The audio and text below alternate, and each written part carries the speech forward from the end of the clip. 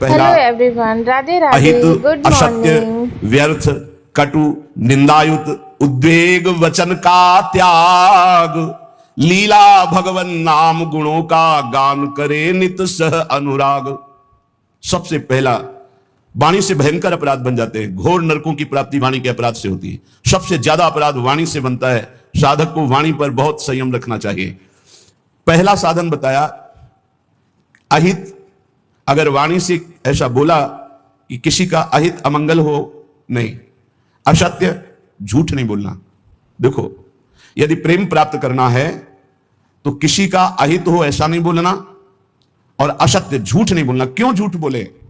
हम भगवत मार्ग के पति क्यों झूठ बोले? क्या लाभ मिल जाता है झूठ बोलने से? पर एक स्वभाव बन गया, झूठा ही लेना, झूठा ही देना, झूठा ही भोजन, झूठ चबेना। आओ, कहां से आ रहे हो? प्रसाद नहीं पाया है। जब नहीं पाया है तो स्पष्ट बोल दो, नहीं, पाने की इच्छा नहीं, अभी नहीं पाएंगे। पाया है, क्यों झूठ बोले? हर बात में झूठ नहीं, सत्य बोलना सीखो। यदि भगवत मार्ग में चलना चाहते हो, प्रेम प्राप्त करना चाहते हो, तो हमारे प्रभु सत्य नारायण है, सच्चिदानंद है, सत्य व्रतम, सत्य स्वरूप है वो। इसलिए वाणी से हमारी प्रार्थना है हर साधक से, झूठ बोलने का अभ्यास छोड़िए। जो भी होना होगा, हमसे गलती हुई, हमको दंड दे दो। कितना दंड दोगे? मृत्यु से बढ़कर कोई दंड नहीं। हम मृत्यु को स्वीकार किए हुए भगवत मार्ग के पथिक है। हम झूठ क्यों बोले? झूठ नहीं बोलना, कपट भरे वचन नहीं बोलना, अहित, कटु, कड़ुए शब्द, परुख वचन, निंदायुक्त, किसी की निंदा नहीं, उद्वेग, बोला सामने वाले का हृदय जलने लगा, ऐसे वचन का त्याग करना है। पहला प्रेम प्राप्ति के लिए यह नियम है। वाणी एक अमोल है, जो कोई बोले जान, हे तराजू तौल के तब मुख बहरान। सहसा मत बोलो, पहले वाणी को तौलो हृदय में विवेक के तराजू पर, यह जाकर दूसरे का हित मंगल करेगी कि नहीं करेगी। अगर हमारी वाणी पवित्र नहीं है तो हम उपासना के पहले ही सोपान पर फेल हो गए। जिस वाणी से हमें नाम मंत्र सिद्ध करना है, वो वाणी अशुद्ध नहीं होनी चाहिए, झूठ नहीं बोलना चाहिए, असत्य भाषण, अहितकारी, कटुवचन, परुख वचन, निंदायुक्त वचन और सांसारिक वार्ता, इसका त्याग कर दे। यदि प्रेम मार्ग में जाना है तो लीला भगवन नाम गुणों का गान करे नित सह अनुराग। वाणी को पावन करना है, भगवान के पावन नाम का जप, नाम का कीर्तन और लीला गुणों का गायन। जैसे श्रीमद चतुरासी जी 42 लीला, श्रीमद भागवत, जब हम लीलाएं गान गाते हैं तो हमारे हृदय के सारे मोहमल का नाश हो जाता है, पाप का नाश करके एकदम हृदय निर्मल होने लगता है। सच्ची मानिए, भगवत चर्चा करते करते भगवान की झांकी आने लगती है। आप एकांत में कभी श्रीमद भागवत पढ़िए, मनन कीजिए, रोना आ जाएगा। एकांत में चतुरासी जी को बार बार गाइए, झांकी आने लगेगी। जो पदों में लीला छुपी है वो प्रकाशित होने लगेगी। श्याम श्यामा प्रगट, प्रगट अक्षर निकट, प्रगट रस स्रवत अति मधुर बानी। सत्य बोलो, हितकर बोलो, दूसरों को सुख पहुंचाने वाली बात बोलो, भगवान नाम जप करो, भगवान नाम कीर्तन करो, भगवत लीला गुणगान करो। ये वाणी की तपस्या हो गई, ये वाणी की पावनता हो गई। और जो अपावन बात कही गई वो वाणी की त्याग दो। ग्राम्य कथा, लोक कथा, राजनीति की कथा, भोग कथा, ये सब छोड़ दे। किसी से किसी भी तरह का राग द्वेषात्मक वार्ता ना हो। मन से काम क्रोध लोभ के वेगों का करके परिहार। वाणी पहला। अब दूसरा कह रहे हैं कि मन, बड़ा योगदान है साधना में मन का। विषयों में लगा हुआ मन शत्रु है और प्रभु के चरणारविंद में लगा हुआ मन मित्र है। मन प्रभु में लग गया तो विश्व विजयी हो गए। जिसका मन सावई मनः कृष्ण पदारविंदयो, प्रिया प्रीतम के चरणारविंद में जा रहा है मन, स्वाभाविक। बहुत बहुत धन्यवाद। अनंत जन्मों की उसकी सुकृत फलीभूत हो गए, साधना फलीभूत हो गई कि जो विषयाकार मन था वो भगवदाकार हो गया। जो विषयों का अवलंबन लिए था वो नाम रूप लीला का अवलंबन लेकर प्रेम में डूबने लगा। मन से हमारी वृत्तियां काम की उत्पन्न होती हैं। काम में बाधा पड़े तो क्रोध आ जाती है, पूर्ति हो तो लोभ हो जाता है। नाना प्रकार के दोष उत्पन्न होते हैं काम से। ये मन सदैव काम कामना वासना इसी में भ्रमण करता रहता है। काम कामना वासना मन ते कर अति दूर, अति दूर, इनका प्रवेश भी ना हो हमारे मन में। इन वेगों का परिहार कर दे तो कैसे? जब निरंतर अंदर नाम चलाया जाता है ध्यान सहित। ध्यान दीजिए, वाणी को पवित्र करने का उपाय बताया गया। वाणी को अपवित्र कैसे किया जाता है वो बातें बताई गई, उनका त्याग कर दे। अब मन सबसे ज्यादा काम भोग का चिंतन करता है। उसकी कामना ही प्रधान वो वृत्ति है जो हमें संसार में फंसाती है। कामना की पूर्ति में लोभ होता है और भोगे, और कामना की अपूर्ति से बाधा पड़ने पर क्रोध होता है।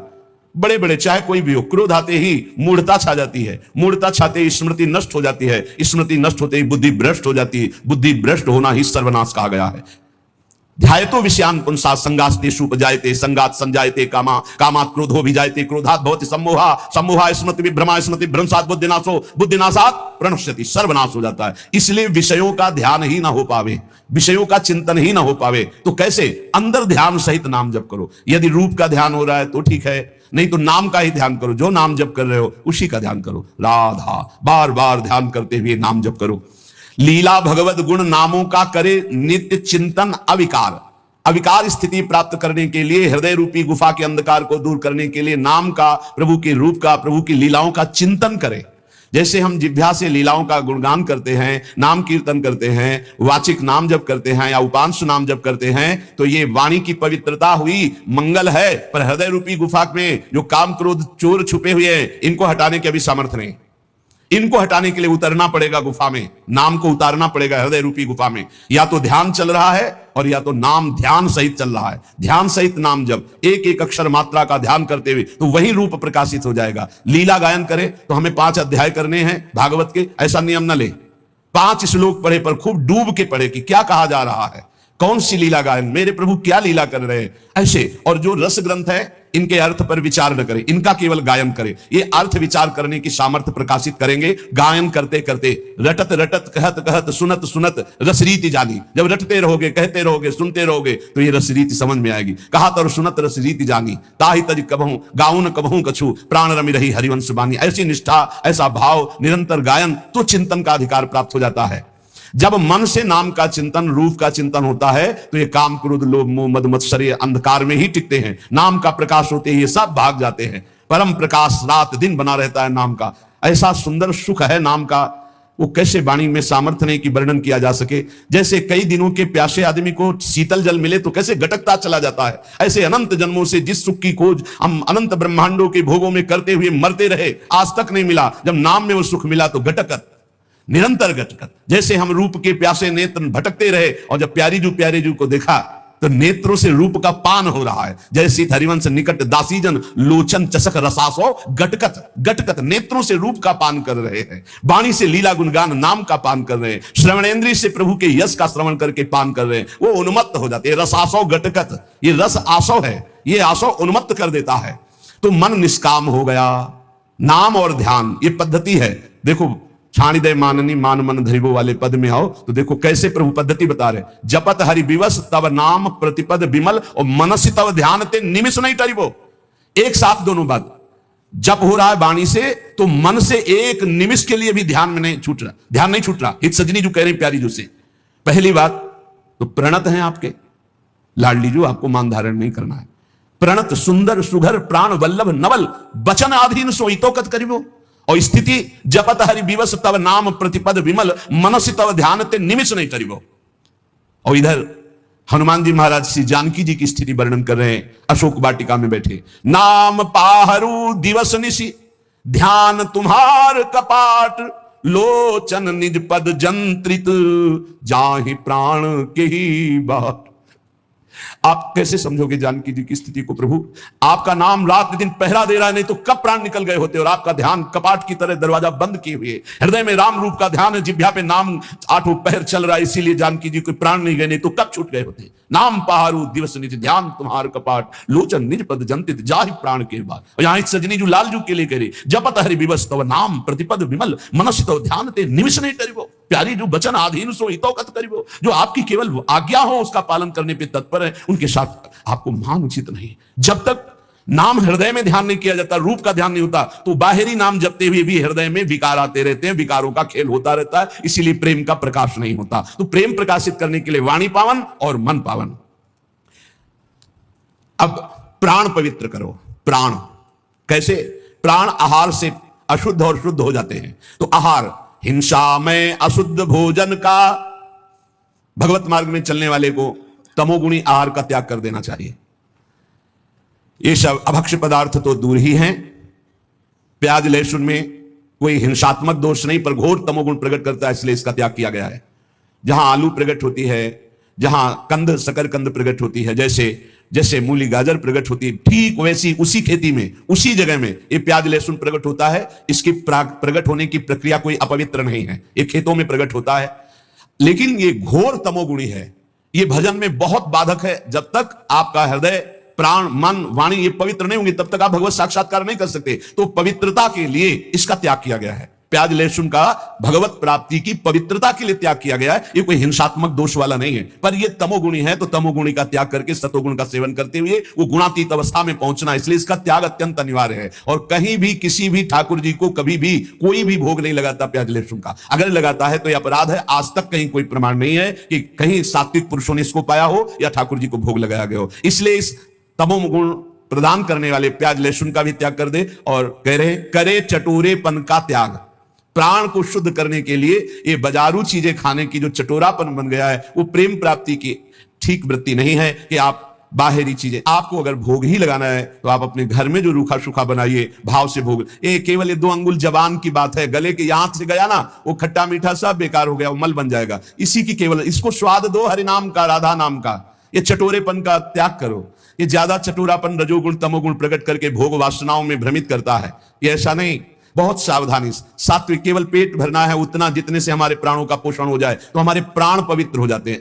पानी और अन्न ये सब प्राणों का पोषण करने वाले हैं। वायु प्राण पोषण, अन्न प्राण पोषण, जल प्राण पोषण। तो हमारा वातावरण, हमारा जल, हमारा अन्न बहुत बड़ा प्रभाव करता है भजन में। तो कह रहे हिंसा में तो कोई सतमार्ग में चलने वाला ऐसा आहार पाएगा ही नहीं, जैसे मांस है, मछली है, अंडा है, ये कदापि नहीं। फिर अशुद्ध भोजन, तमोगुणी भोजन, प्याज लहसुन आदि पड़े हुए, या एक बार जिस रसोई में मांस बन गया उसमें खीर पूड़ी बना के आपको दी जा रही कि ये बड़ा सात्विक भोजन, हम नहीं पा सकते उस रसोई का, क्योंकि रसोई ही अशुद्ध हो गई। जहां एक बार मांस राना गया वो पात्र, वो रसोई अब हमारे योग्य नहीं रही। अशुद्ध भोजन का और करे चटोरेपन का त्याग। ये देखो शीशा के अंदर सामग्री बहुत अच्छी सुंदर दिखाई दे रही, लेकिन जब बनाई गई है तो बनाने की प्रक्रिया और बनाने वाले का भाव, बनाने वाले की शुद्धता, कहीं कोई शुद्धता नहीं, जानवरपन स्वभाव में बैठा हुआ है। कोई बिरला है कि थोड़ा सात्विक भाव, नहीं तो अशुद्धता ही अशुद्धता है। आप देख लो तो आप खाओगे नहीं। पर वो आज का समय हो गया है कि केवल बुद्धि, रसेंद्री, जनेन्द्री के भोगों में तृप्ति का अनुभव करने वाली, इसलिए पवित्रता का तो निर्णय ही नहीं कर सकती। सादा शुद्ध सुभोजन सात्विक करे स्वाद का तज कर राग। सादा भोजन हो, सात्विक हो, और वो प्रभु को अर्पित किया हुआ प्रसाद हो, और अल्पाहार हो, अधिक भोजन नहीं। क्यों डालोगे व्यर्थ में पेट में? क्यों व्यर्थ में डालोगे? तुमको कोई कुश्ती लड़ना है क्या जाके? अरे तुम्हें काम क्रोध आदि को पछाड़ना है तो उनके लिए अल्पाहार। इतना अल्प ना हो कि भोजन का चिंतन हो, इतना ज्यादा ना हो कि पेट में वजन नजर आवे।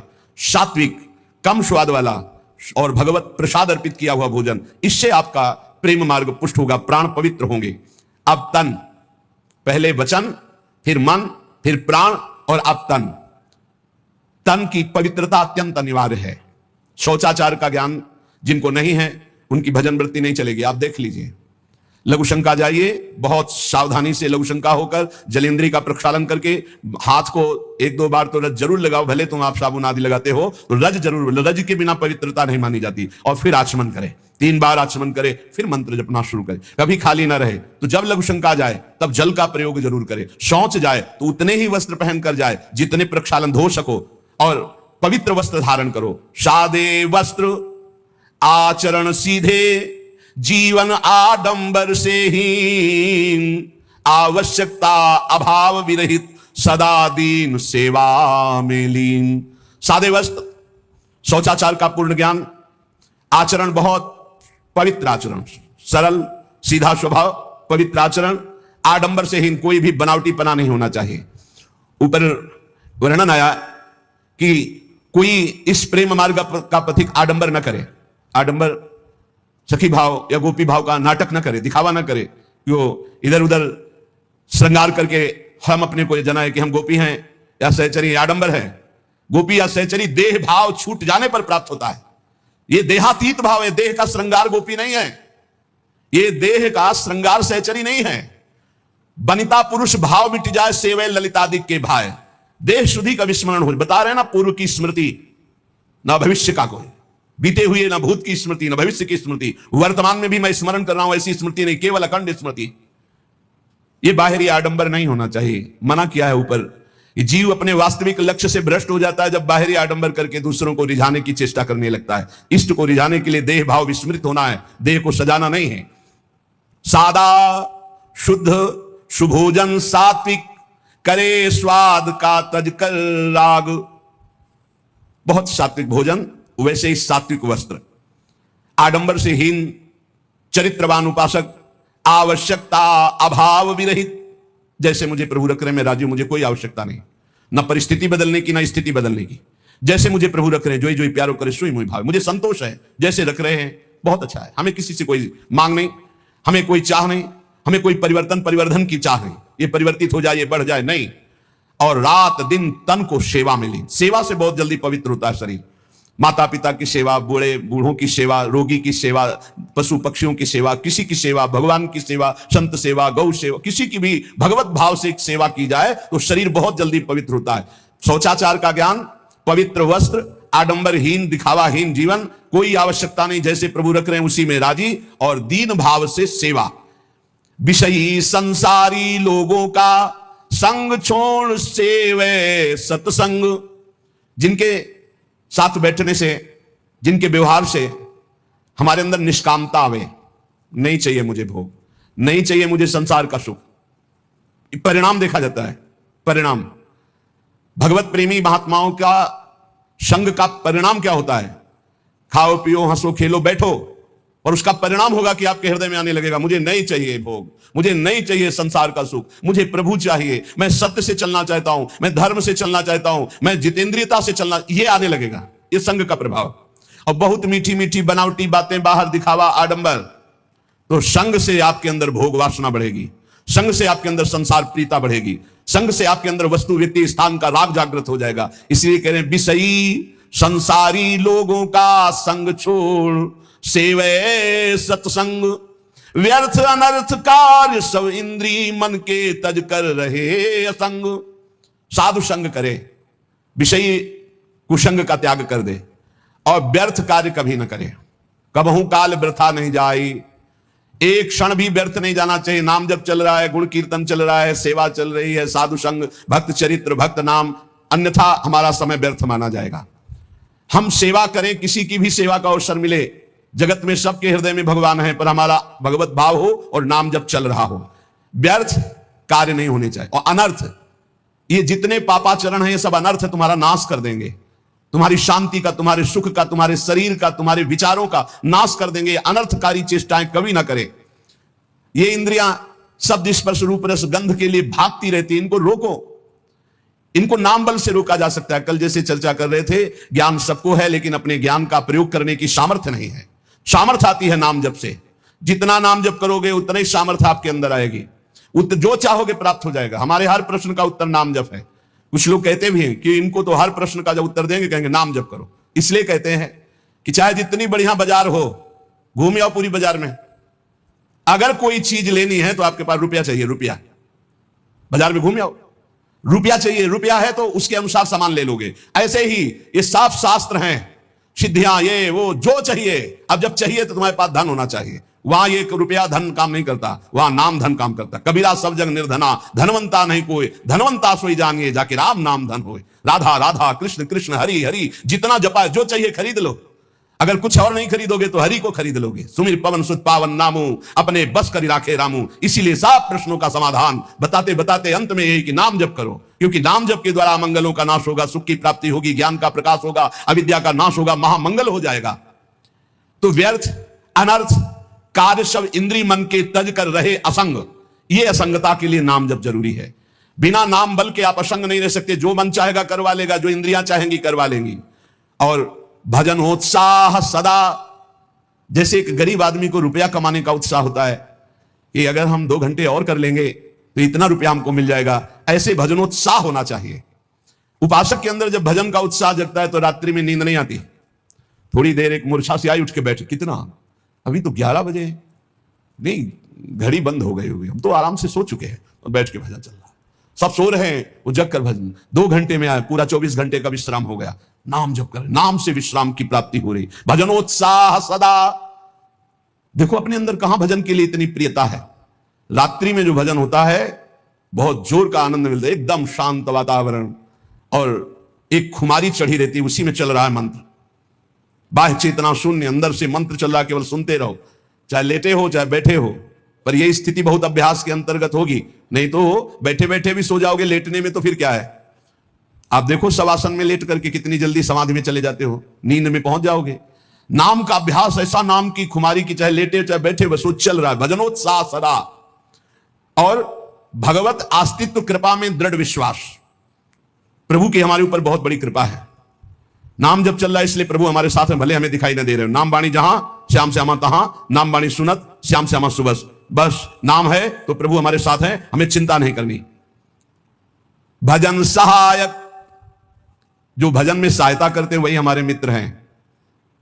संसार में हमारा अपनापन उसी से होगा जो भजन में सहायक है, चाहे वो कर्म हो, चाहे वो व्यक्ति हो, चाहे वो वस्तु हो, चाहे स्थान हो। अगर भजन में सहायक नहीं तो तजिए ताहि कोटि बैरिशम जद्यप परम स्नेही, जाके प्रिय न राम वैदेही। श्री भगवत ऋषि जी महाराज कह रहे कि आए संग नहीं संग गए। इस बात को बड़ा ध्यान से सुनिए। हमारा भजनोत्साह तभी बढ़ेगा जब हमें भजन का सहयोग मिले। भोजन भजन सहयोगी, संग भजन सहयोगी, खान पान पहना ओढ़ना, हमारा हर कार्य भजन सहयोगी। कह रहे कि भजन सहायक वो व्यक्ति, वो वस्तु, वो स्थान भजन सहायक।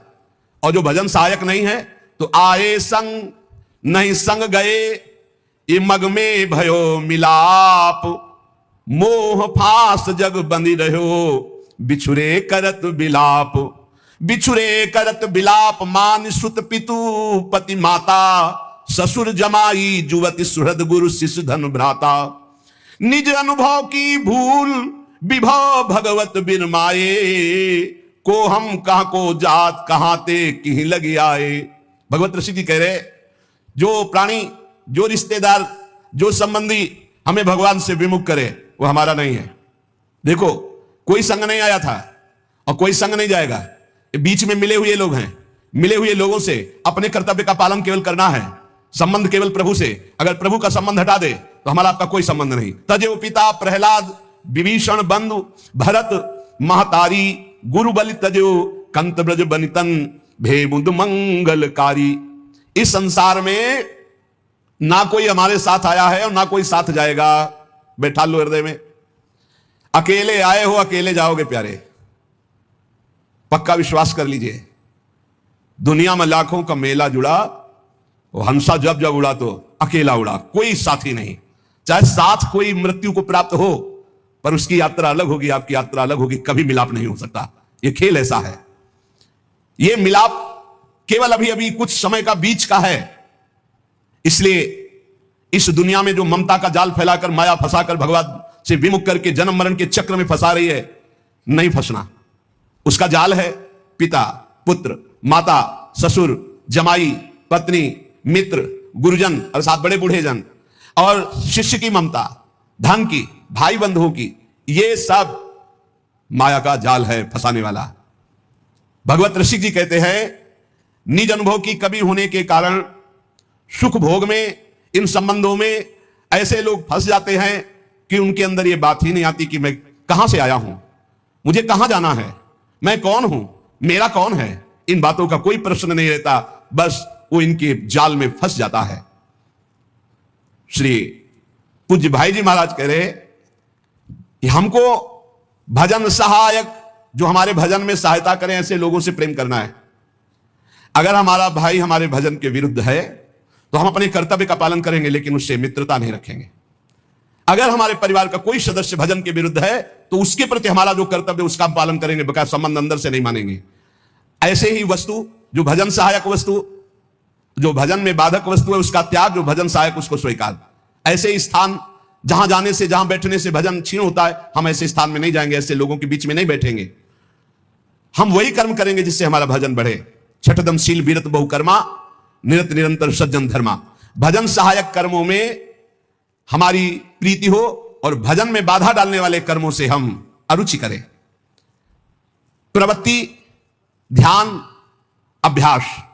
हमारी प्रवृत्ति संसार के कार्य, भगवत ध्यान करते हुए, भगवत नाम जपने का अभ्यास करते हुए, मामनुस्मर युद्ध च, अपने कर्तव्य को करो पर नाम जप न छूटने पावे, भगवत ध्यान न छूटने पावे, यही चतुरता उपासक की, प्रेम प्राप्ति करने वाले की। और आगे, घोर विपद में धैर्य मान कर प्रभु का मंगल में सुविधान, श्यामा श्याम प्रेम को ही बस मान एक उद्देश्य महान। आएंगी विपत्तियां, भजन का फल यह नहीं कि कोई विपत्ति नहीं आएगी, भजन का फल है संचित कर्मों को भस्म कर देना, आगे के कर्मों को निष्फल कर देना और प्रारब्ध के भोगने की सामर्थ्य देना। प्रारब्ध शरीर निर्माण के समय जो हमारे शरीर में दुख सुख रख दिया गया कि इतने साल में ये रोग आएगा, इतने साल में ये दुख आएगा, हमें भोगना पड़ेगा, भोगने की सामर्थ्य मिलती है भजन से। हमारे संचित कर्म जो जन्म मरण कराने वाले वो भस्म हो जाते हैं, जो नए क्रियमाण हैं वो अकर्म हो जाते हैं, क्योंकि भगवत समर्पित जीवन है। इसलिए श्यामा श्याम के प्रेम का लक्ष्य रखने वाला हर विपत्ति को, हर दुख को प्रभु का मंगल विधान मानकर सहते हुए आगे बढ़ता है। उसका उद्देश्य एकमात्र भगवत प्रेम होता है।